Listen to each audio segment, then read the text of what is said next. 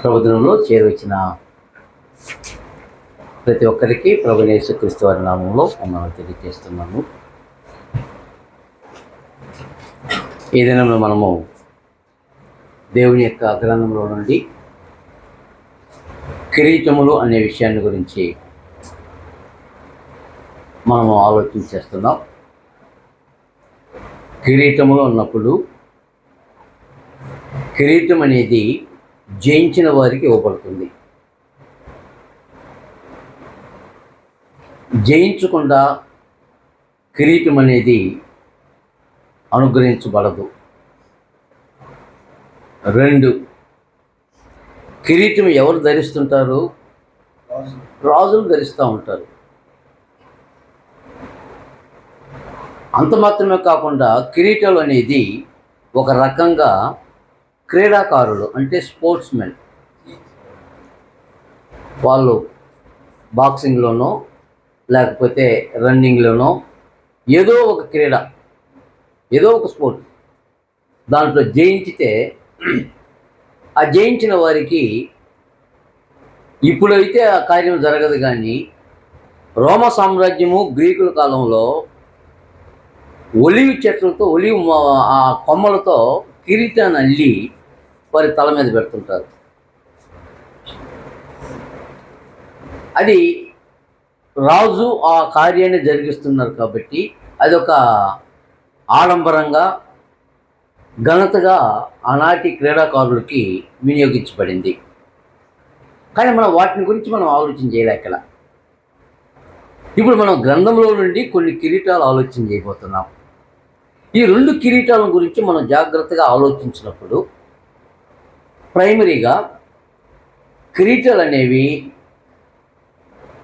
స్త్రీ పురుషులు అని ఎలాగూ 2 భాగాలుగా దేవుడే ఏర్పాటు చేశాడో అదేలాగున కిరీటాలు అనేవి 2 భాగాలుగా, ఒకటి ఇవ్వబడిన కిరీటాలు,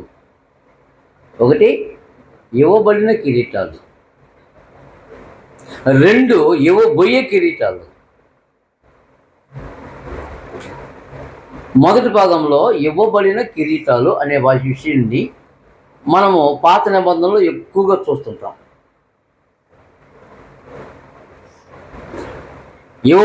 ఇచ్చిన కిరీటాలు, ఇవ్వబోయే కిరీటాల గురించి మనకు దేవుడు కొత్త నిబంధనలు రాయించాడు. అవి ఇంకా ఎవరికి ఒక్కరికి కూడా ఇవ్వాల. ఈ 2 కిరీటాలు మనం ఆత్మ సంబంధమైన మన జీవితాలను హెచ్చరించుకోవడానికి, లేదు భౌతికంగా ఉన్న ఈ లోకంలో భౌతిక సంబంధమైన కిరీటాల గురించి కూడా మనము ఆలోచన చేసుకొని ఆ తర్వాత మనం ఏం చేద్దామంటే ఇవ్వబోయే కిరీటాల దగ్గరికి వద్దాం. ఇప్పుడు కిరీటం అనే దానికి మనం జాగ్రత్తగా ఆలోచన చేసినప్పుడు ఏమని చెప్తున్నాడంటే,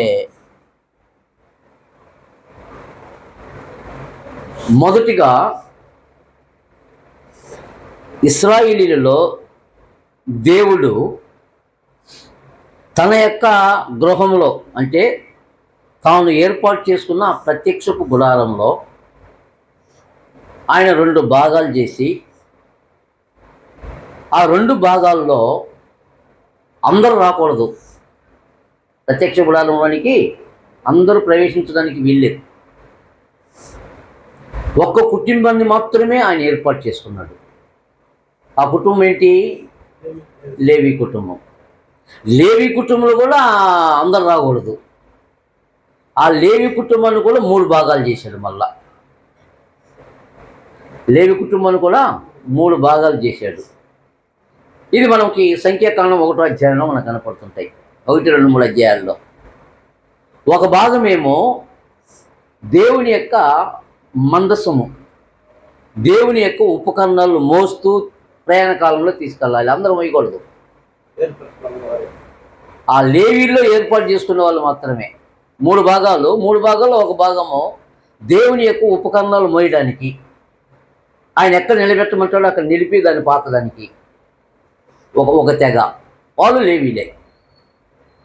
రెండవది, దేవుని యొక్క ప్రత్యక్షపు గుడారము కట్టిన తర్వాత మొదటి తెర, రెండవ తెర అని ఉంది. ఈ మొదటి తెరలో ఏమేమి ఉండాలో మోషే గారికి దేవుడు కొండ మీద చూపించి, జాగ్రత్త సుమి, కొండ మీద నీకు చూపెట్టబడిన మాదిరి చొప్పునే సమస్తము చేయడానికి జాగ్రత్త పడని చెప్పని మోషేకి మహోన్నతుడైన దేవుడు ఏవైతే కొండ మీద చూపించాడో వాటిని అట్నే డిట్టోగా దింపేశాడు. ఎక్కడ? ఆ ప్రత్యక్షపు గుడారములో. అప్పుడు మొదటి భాగంలో, మొదటి గుడారములో ఆ తెర ముందు ఏమేమి ఉండాలో, ఆ తర్వాత తెర అవతల, తెరకు అవతల ఏమేమి ఉండాలో దానికి అక్కడికి వీలు కూడా పోయడానికి వీల్లేదు. ఎవరు? రెండో విధానంలో లేవీని ఏర్పాటు చేసుకున్నాడు కదా. ఈ ఈ ఈ లోపల వెళ్ళి దేవుని యొక్క సముఖములో దేవునికి భోజనం పెట్టి, దేవుని యొక్క బల్లను వెలిగించి, దేవుని యొక్క ఉపకరణాలని సక్రపరిచే వాళ్ళు అహరోను కుటుంబము. మోషే నాయకుడే, దేవుడు మోషేని ఎన్నుకోలా. ఎందుకు మోషే యొక్క అన్నయ్యన అహరోను ఎన్నుకున్నాడంటే దానికి కారణాలు బోల్డ్ చెప్తున్నారు. మనకు ఆ కారణాలు వద్దు. దేవుడు ఎన్నుకోవాలంతే, అది ఆయన ఇష్టం. దాని గురించి మనం ఎక్స్ప్లెనేషన్ చేయని అవసరం లే. మోషే భార్య అన్యురాలు, మోషే కుమారులకి 8వ దినం సున్నత జరగలేదు అని అనేకమైన కారణాలు చెప్పారు. ఒకవేళ రైట్ ఉండొచ్చు, అవి కూడా, అవి మనకు అనవసరం అయ్యింది. కానీ ఏర్పాటు చేసుకునేది ఎవరిని? మోషే కూడా లేవీడే. లేవీని ఏర్పాటు చేసుకున్నారు. కానీ లోపలికి వెళ్ళి, గుడారాల లోపలికి వెళ్ళి పనిచేసే వాళ్ళు ఎవరు? అహరోను సంతతి. పరిశుద్ధ స్థలంలోనికి, అతి పరిశుద్ధ స్థలంలోనికి వెళ్ళగలిగిన ఆ అధికారాన్ని మహోన్నతుడైన దేవుడు ఇచ్చింది అహరోనుకును అతని కుమారులకు. కాబట్టి అతని కుమారులకు మొదటి గుడారానికే పర్మిషన్ ఇచ్చాడు. రెండో గుడారానికి రావాలంటే సంవత్సరానికి ఒక్కసారి మాత్రమే వీలు బాగోడు. ఎవరు? అహరోను కుమారులు రెండో గుడారానికి పోకూడదు, సస్తలు పోతే. ఎవరు వెళ్ళాలి? అహరోను మాత్రమే. ఆ అహరోను ఆ ఒక్క సంవత్సరానికి ఒక్కసారి మాత్రమే వెళ్ళే దినమున ఆ దినానికి ఒక పేరు పెట్టారు. ఏం పేరంటే పాపపు ప్రాయశ్చిత్తార్థ దినము అని దాని పేరు. పాపపు ప్రాయశ్చిత్తము జరిగించే దినము. చాలా ఆడంబరంగా ఉంటుంది అది. ప్రతి ఇశ్రాయేలీయుడు ఆ ప్రత్యక్ష గుడారం దగ్గరికి రావాలి, కుటుంబాలుగా రావాలి, ఎవడు ఇళ్ళల్లో ఉండకూడదు. అంత భయంకరంగా ఉంటుంది అన్నమాట. ఎన్ని లక్షల మంది ఉన్న ఇశ్రాయేలీయులు ఆ దినమున ప్రత్యక్ష గుడారం దగ్గరికి రావాలి. ఎందుకంటే అది వారికి పాప క్షమాపణ కలిగించే, పాపాన్ని ప్రాయశ్చిత్తము జరిగించే దినం కనుక ప్రతి ఇశ్రాయేలు యొక్క కుటుంబం, అన్యులు పోతే సత్తలు, అన్యులు రాకూడదు. ఇశ్రాయేల్లో అన్ని గోత్రముల వారు ఆయన ఎదుటి నిలబడి ప్రత్యక్షపు గుడారం దగ్గర నిలబడాలి. అప్పుడు తన యొక్క మందిర ఆవరణములోనికి, ప్రత్యక్ష గుడారంలోనికి ఆ దినాన అహరోను గారు లోపలికి రావాలి. ఎక్కడికి? అతి పరిశుద్ధ స్థలంలోనికి రావాలి, రెండో గుడారంలోనికి వెళ్ళాలి.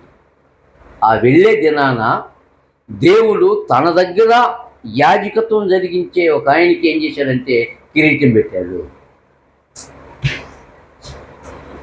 కిరీటం పెట్టినాడంటే గౌరవించాడా లేదా?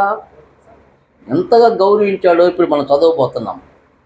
ఎలాంటి గౌరవం ఇచ్చాడో అహరోను గారికి చూద్దాం. ఇప్పుడు నిర్గమకాండము 29వ అధ్యాయము. నిర్గమకాండము 29వ అధ్యాయంలో 6వ వచనం నుండి. రైట్, నేను ఇప్పుడు 29వ వచనం నుంచి నేను చదువుతాను, 1వ వచనం నుంచి చదువుతాను నేను. వారు నాకు యాజకులగునట్లు వారిని ప్రతిష్ఠించుటకు నీవు వారికి చేయవలసిన కార్యమేదనగా ఒక కోడిదూడను, కళంకము లేని 2 పొట్టేళ్లను, పొంగని రొట్టెను, పొంగనవై నూనెతో కలిసిన భక్ష్యములను, పొంగనవై నూనె పూసిన పలచని అప్పలములను తీసుకొనుము. గోధుమ పిండితో వాటిని చేసి ఒక గంపలో వాటిని పెట్టి ఆ గంపను, ఆ కోడెను, ఆ 2 పొట్టేలును తీసుకుని రావాలను. మరియు నీవు అహరోనును అతని కుమారులను ప్రత్యక్షపు గుడారం యొక్క ద్వారము దగ్గరకు తీసుకుని వచ్చి ఏం చేయాలి? నీళ్లతో వారికి స్నానము చేయించి. ఎక్కడ ఎక్కడ ఈ స్నానం ఎక్కడ జరగాలి? ఇంట్లో కాదు, దేవుడు ఏర్పాటు చేసుకున్న ప్రత్యక్ష గుడారం దగ్గర. అది చెప్తున్నాడు.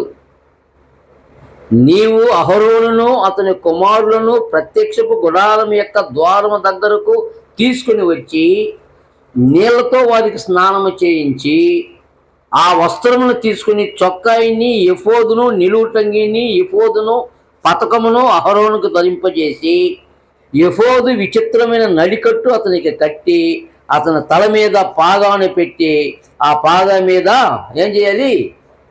పరిశుద్ధ కిరీటము. దేవుడు మానవుని గణపరచదలుచుకున్నప్పుడు కిరీటం పెట్టాడా? పెట్టాడు. ఇది ఇచ్చిన కిరీటం. ఇది ఏం కిరీటం? అది పరిశుద్ధ కిరీటము. బా, అది ఎట్లుంటుందో.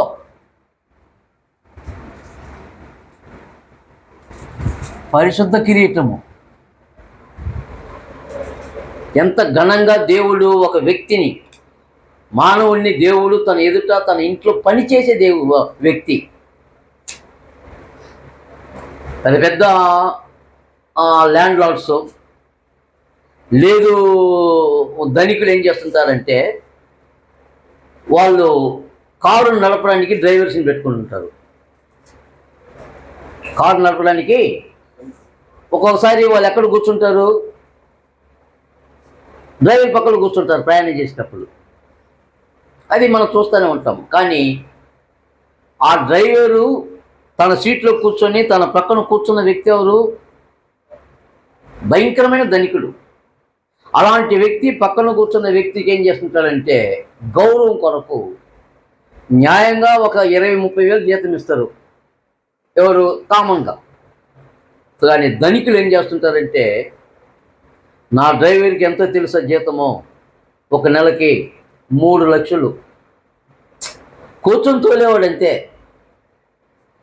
3 lakhs. అంటే ఇది ఇష్టపడిచ్చేది కాదన్నమాట. అది తన యొక్క డిగ్నిటీ కొరకు. ఒక మానవుడు ఇంకొక మానవుణ్ణి గణపరచడానికి తన ఇంట్లో డ్రైవరు తన ప్రక్కన కూర్చొనేదానికి ఒక అర్హత కలిగి ఉండాలన్న ఉద్దేశంతో తాను ఒక సేఫ్గా కూర్చొని నన్ను తీసుకెళ్తున్నాడు క్షేమంగా అనే విధానంలో ఆ ధనికుడు తన యొక్క డ్రైవర్కి కొన్ని లక్షలు జీతం ఇస్తున్నాడు. కానీ పరమదేవుడు తన ఇంటిలో తనకు భోజనం పెట్టి తన యొక్క యాజక ధర్మము జరిగించే వ్యక్తికి దేవుడిచ్చిన స్టేటస్ ఎంతో తెలుసా? ఈరోజు లెక్క చూస్తే కొన్ని 100 కోట్లు ఉంటుంది. అహరోను 12 గోత్రముల యొక్క పేర్లతో రాయబడిన 12 రత్నాలు. రత్నాలు అనేది మనం చూసినవో లేదో, డైమండ్స్. నేను మొన్న చూసినా. నేను ఒక ఆమె కమ్మలేసి ఉంది. ఆ కమ్మలో ఒక రాయి, తెల్లటి రాయి పొదిగొన్నారు. నాకు చెప్తున్నారు ఇది ఒరిజినల్ డైమండ్. ఇది ఎంత? గోరి కింద మట్టి ఎంత? బాగా గోరి కింద మట్టి పెడితే ఉండ చేసి ఎంత ఉంటుంది? అంత. ఎంత తెలుసు? అది 70,000 చిల్లర. గోరి కింద మట్టి ఎంత? డైమండ్. అప్పుడు ఒక పేరు చెక్కగలిగిన ఒక రత్నము అహరోను యొక్క ఎదురు మీద కట్టించినాడంటే దేవుడు దానికి పేర్లు కూడా పెట్టారు. 12 గోత్రముల పేర్లు వేసి 12 గోత్రాలకు సంబంధించిన 12 రత్నాలతో తన యొక్క డ్రెస్సును పొదిగించాడు. దానికి ఎంత వెలగడదాం ఈరోజు? నేను ఇప్పుడు ఇంతకుముందు కూడా చెప్పినా. నేను ఢిల్లీలో నవాబులు ఏలిన ఆ యొక్క ప్రాంతంలో భూగర్భ శాస్త్రవేత్తలు మొన్న ఎప్పుడో అంటే ఒక 30-40 సంవత్సరాల ముందు లోడుతుంటే ఒక డైమండ్ బయటకు వచ్చిందంట. ఎక్కడి నుండి? నవాబులు ఏలిన కాలంలో. అది మిస్ అయ్యింది ఎక్కడో. ఆ మిస్ అయింది తవ్వకాల్లో బయటపడింది. దాన్ని తీసి క్లీన్ చేసి దాని యొక్క వాల్యూ చూపించేశారు. ఎవరు? ఈ రత్నాల్ని వెల నిర్ణయించేవాళ్ళు. ఆ రత్నము 400 కోట్లు. ఎంత? 400 crores. 400 కోట్ల రూపాయలు కలిగిన ఒక విలువైన వజ్రం దొరికింది వాళ్ళకి. అప్పుడు ఉరామరిగిన వేసుకుందాం, క్రీస్తు ప్రభువు ముందు 1600 సంవత్సరాల ముందు జరిగిన ఒక సందర్భం, అహరోనుకి వేసిన డ్రెస్సు, అంతేనా? అప్పుడు ఆ డ్రెస్సు వాల్యూ ఎంత ఉండాలి? ఒక్క రత్నమే 400 కోట్లు అంటే 12/4లో 12 1 12 12 24 24 24 48 4800 కోట్లు అవుద్ది ఒక్క డ్రెస్సు, ఒక్క పూట వేసుకునేదానికి. అది దైవ నిర్ణయము. నా ఇంటిలో నా పనివాడు గౌరవించబడాలి కాబట్టి ఆ డ్రెస్ వేసుకున్న మాత్రమే కాదు, తల మీద అందమైన పాగా జుట్టి దాని మీద కిరీటం బంగారుతో చేయించి పెడుతున్నాడు. దానికి ఏం పేరు పెట్టారు? పరిశుద్ధ కిరీటం. అందరూ దొరుకుద్దా? అందరికి దొరకదు. మోసే బలుగు లేదు అంత ఘనత. మోసే బయట నుండి చూడాల్సింది అహరోనుని. రెండోది, అతను లోపలికి వస్తుంటే చెమట కంపుతో రాకూడదు దేవుని సన్నిధికి. అందుకని స్నానం చేయించాడు. స్నానము చేయించిన తర్వాత కూడా అనవసరంగా రాకూడదు.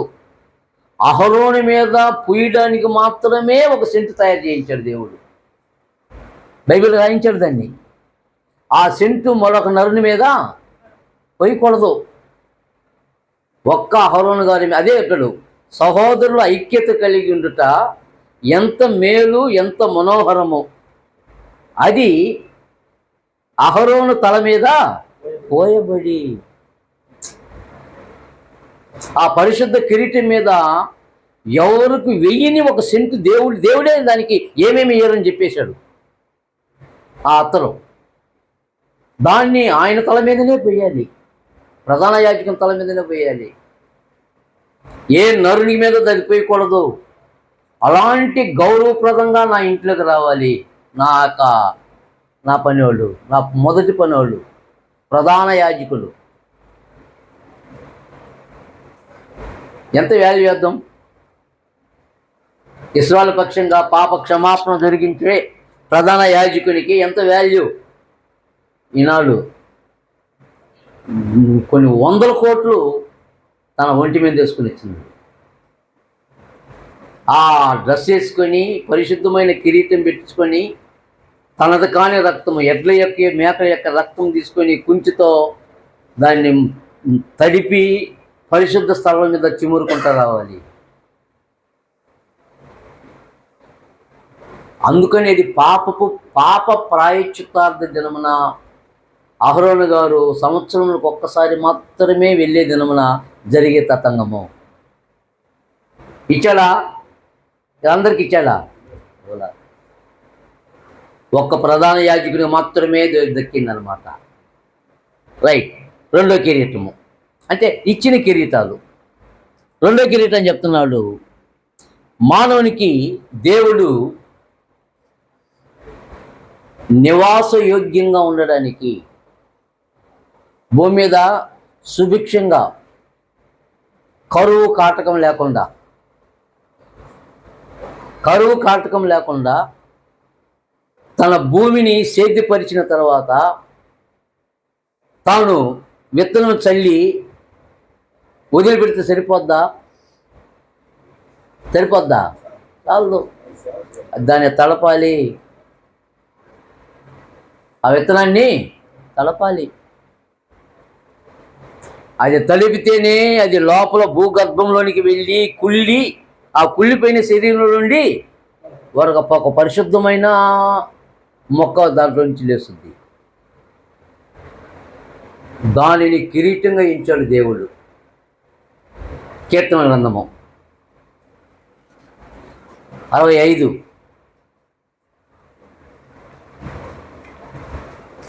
కీర్తన గ్రంథము 65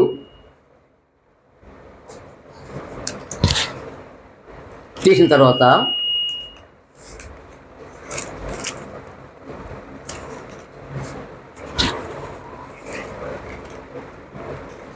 పదకొండవ వచనం నుండి చదువుతా, జాగ్రత్త చూడండి అక్కడ. రైట్, 11 వచనం కాకుండా ఇప్పుడు మనం ఏం చేద్దాము, 9వ వచనం చదువుదాం. దేవుడు భూమికి ఎలాంటి కిరీటాన్ని ధరింపజేస్తున్నాడో, నీవు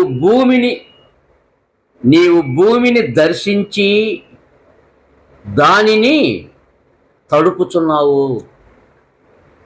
ఎవరు దర్శించేది? మహోన్నతుడైన దేవుడు భూమిని చూస్తున్నాడు. మానవుడు విత్తనం వేశాడు, ఇంటికి పోయినాడు. వాడికి నీళ్ళు ఎక్కడి నుంచి రావాలి? యెహోవా ఇవ్వకపోతే వాడు ఎక్కడి నుంచి తీసుకొని వస్తాడు? పొందలేడు. అదే చెప్తున్నాడు ఇక్కడ కీర్తనకారుడు. నీవు భూమిని దర్శించి దానిని తడుపుచున్నావు. 2, దానికి మహదైశ్వర్యము కలుగు చేయుచున్నావు. దేవుని నది నీళ్లతో నిండి ఉన్నది. నీవు భూమిని అట్లు సిద్ధపరిచిన తరువాత వారికి ధాన్యమును దయచేయుచున్నావు. నువ్వు భూమిని సిద్ధపరిచిన తర్వాత ఏమిస్తున్నాడు? ధాన్యం ఇస్తున్నాడు.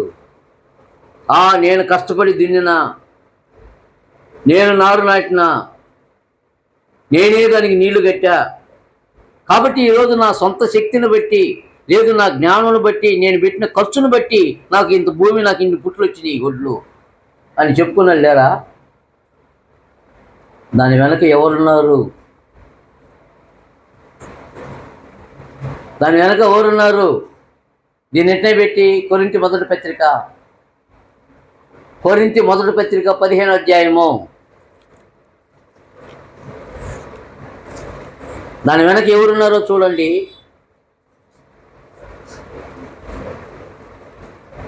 కొరింథీ మొదటి పత్రిక 15వ అధ్యాయము 36వ వచనం నుండి 15, 15, 36. ఓ అవివేకి, నీవు విత్తునది చచ్చితేనే కానీ బ్రతికింపబడదు కదా.